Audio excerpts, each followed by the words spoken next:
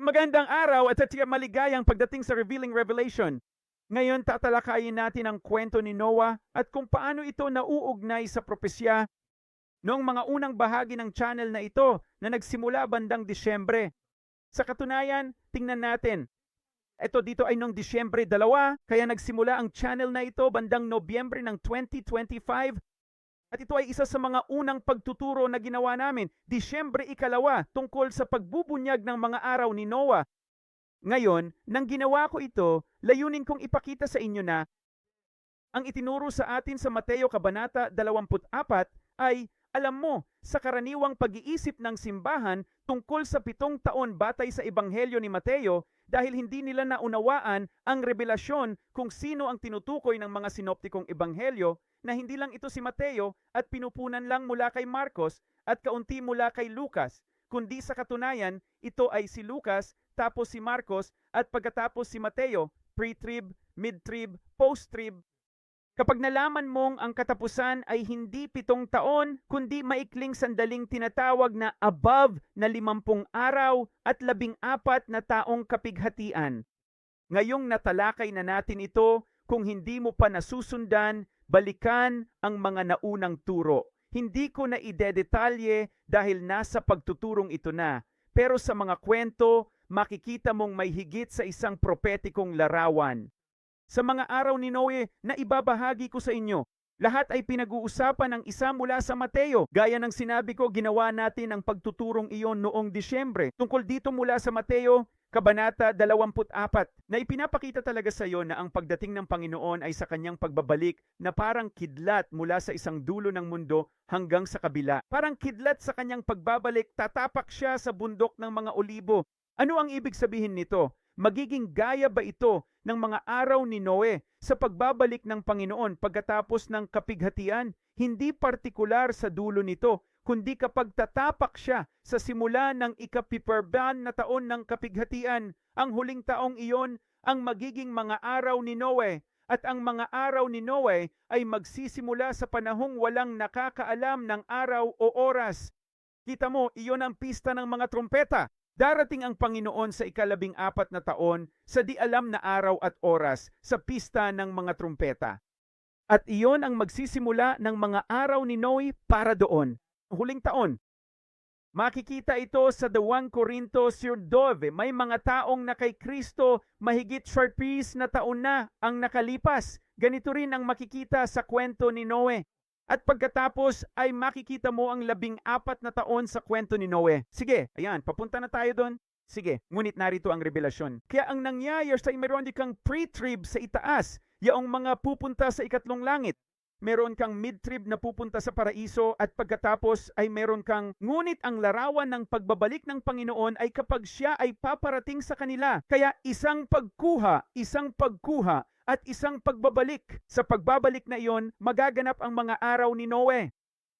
At ito ang isa mula sa Mateo 24. Tingnan natin ang kwento ni Noe sa Genesis 7 at 8. Sa ikalawang buwan, ika-17 na araw ng buwan ito nagsimula. At sa Kabanata 8, nagtapos ito sa ikalawang buwan, ika-27 araw. Kaya ito ay tumagal ng 1 taon at 10 araw. Kaya binibigyan ko kayo ng kaunting balikan sa naunang pagtuturo. Ngayon, bakit ito mahalaga? Dahil ang dagdag na 10 araw na iyon na tumagal ng 1 taon at 10 araw ay nagpapahiwatig kung kailan ang mga araw ni Noe mula sa Mateo 24. May dahilan kung bakit ang mga araw ni Noe ay nasa ebanghelyo lang ni Mateo sa diskurso niya at wala kina Marcos at Lucas. Mahalaga ito sa pag-unawa kung kanino nakatuon ang mga ebanghelyo. Kaya kapag dumating ka na ngayon sa Levitico 25, mauunawaan mo na ang 49 na taon na ito ay ang 7 beses 7 na dapat mong bilangin para sa jubileo. Ang huling 27 na siyang 14 na taon ng kapighatian ay ang huling 2 set, ang 7 beses 7.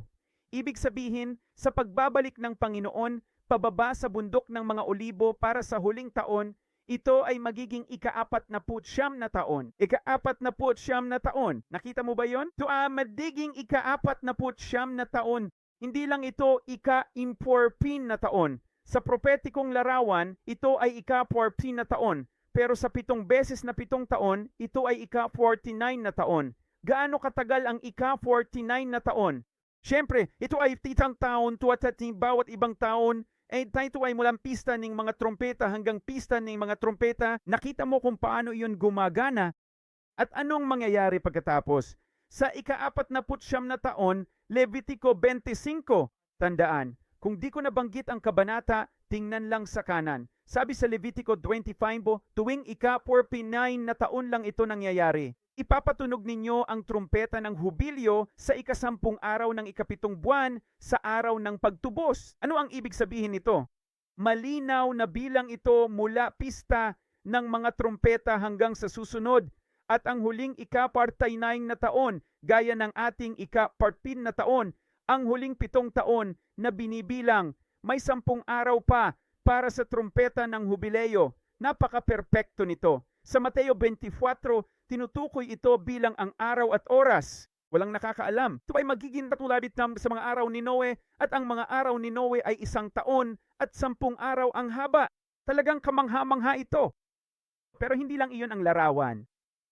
At ito ay naihayag maraming taon na ang nakalipas mula sa aming pangunahing channel na Ministry Revealed. And naalala ko nung mga unang araw, halos 9 na taon na ngayon, at mga 1 taon at kalahati, alam namin na may iba pang ipinapahayag sa amin.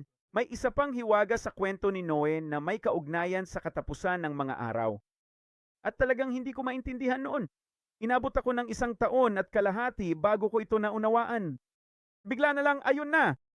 Isa itong pahayag mula sa banal na espiritu, at mula noon ay patuloy naming ibinubunyag at inuugnay ito sa propetikong pahayag.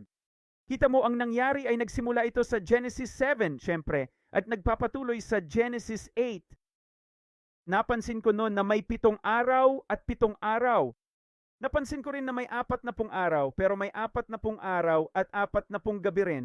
At ito ang naging dahilan kung bakit ako naghinala na may iba pang ibig sabihin ito. Hayaan ninyong ipaliwanag ko ito dahil ipinakita ko na sa inyo at napag-usapan na natin ito ng maraming beses na ang katapusan ng mga araw ay isang bahagi na tinatawag na above, na binubuo ng 50 araw na sinusundan ng 14 na taon. Ngayon, panoorin ninyo kung ano ang mangyayari kapag nakita ninyo ang pangalawang revelasyon, ang pangalawang hiwaga ng propesya sa kwento ng baha. Nangyari na ang pre-trib, at ang pre-trib ay isang 7 araw na yugto ng panahon. Ano ang susunod na mangyayari? Matagal na naming itinuturo ito.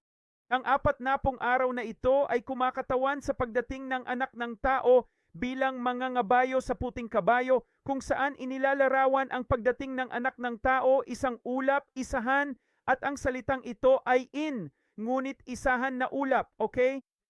Samantalang sa Marcos ay maramihan, sa Mateo ay on the clouds, maramihan, okay? Ito, ang pagdating ng anak ng tao pagkatapos ng 7 araw na pre-trib kasalan, kapag siya ay darating sa loob ng 40 araw. Tandaan ninyo ulit ang above. Ang bahagi ay isang yugto ng 50 araw. Kaya mayroon kang 7 araw ng kasalan. Mayroon kang 40 araw ng pagdating ng anak ng tao. At hulaan mo kung ano. Sa Genesis Kabanata 8, versikulo 6, matapos ang 40 araw, may 7 araw ng kasalan, tapos 40 araw ng anak ng tao. Kung 50 araw ito, 3 araw na lang. At hulaan mo kung ano ang mangyayari. Ipinadala ang uwak. Tandaan, lahat ito ay propetiko. Larawan ang ipinipinta rito. Kita mo, nakapaloob ito sa kwento ng mga pangyayaring naganap. Ano ang kinakatawan ng uwak? Kung pupunta ka sa Genesis Kabanata 8 at titingnan mo ang versikulo 7, tingnan mo ang uwak. Ang uwak ay kumakatawan sa madilim na kulay, tama? At ibig sabihin nito ay uwak. At ito ay dahil sa madilim na kulay. Ang kulay ng balat, ang tekstura ng kulay ng balat. At tingnan mo ito, ibig sabihin din nito ay Arabo. Kita mo, dahil sa nalalapit na katapusan ng mga araw, ang kaaway ay Arabo. Sige, yan ang nangyayari. Kaya ang nakikita mo rito ay ang uwak na unang binabanggit.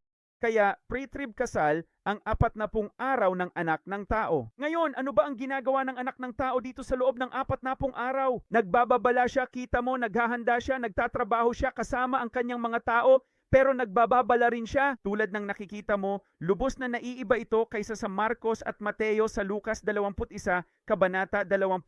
Makikita mo si Jesus dito, nagbababala. Sabi niya, at kapag nakita ninyong napapaligiran ng mga hukbo ang Jerusalem, alamin ninyong malapit na ang pagkawasak nito at ang mga nasa Judea ay tumakas na sa mga bundok at ang mga nasa gitna ay umalis na roon. Huwag hayaang pumasok doon ang mga nasa mga lalawigan sapagkat ito ang mga araw ng paghihiganti upang matupad ang lahat ng mga bagay na nasusulat. Kita mo, nagbababala siya tungkol sa Jerusalem na malapit nang mapaligiran at wasakin. Kaya nagbababala siya tungkol dito sa loob ng kanyang 40 araw at pagkatapos ng 40 araw niya, sino ang dumating? Ang uwak ay larawan ng Syria at mga kaalyado nitong sasalakay sa Jerusalem. Ang pagkubkob na ito ang uwak na ipinadala. Sa dulo, may natitirang 3 araw ng ang kalapati naman ang pinakawalan at ipinadala. And sino yung kinakitawad sa kalapati? Tama ang hula mo, ang kalapati ay kumakatawan sa banal na espiritu at ito ay ano? Sa ikapiminti araw, ang pagpapakawala ng kalapati ay nasa dulo. Kinakatawan nito ang pagpapahid ng Acts 2.0. Ang huling pagpapahid ay para sa mga pinili ng Panginoon upang maglingkod sa Kanya. Ano ang mangyayari? Lalabas sila sa Jerusalem at ang mga uwak doon ay aatake na. Kita mo, ang kalapati ay umaalis na ngayon. At kapag umalis ang kalapati, tingnan mo kung ano ang mangyayari. Sa versikulo 10, sinasabi, at siya ay naghintay pa ng 7 araw. Sa versikulo 12, sinasabi, at siya ay naghintay pa ng 7 araw. Panoorin mo ito. Parang pareho lang ang mga salita, hindi ba? Eksaktong pareho ito sa versikulo 10 at versikulo 12. Pero tingnan mo, ano ang nangyari sa versikulo 10? Yung salitang stay ay hindi pareho sa nasa versikulo 12 na ang ibig sabihin lang ay maghintay at maging matiisin. Yung nasa versikulo 10, yung una ay talagang tungkol sa kapighatian. Sakit, dalamhati, paghihirap, sugat. Pag-ikot sa gitna ng kapighatian, sakit at dalamhati. Bakit? Dahil sinasabi na ngayon na nagsimula na ang kapighatian. It's ang simula sa mga ngabayo sa pulang kabayo ng 14 na taon.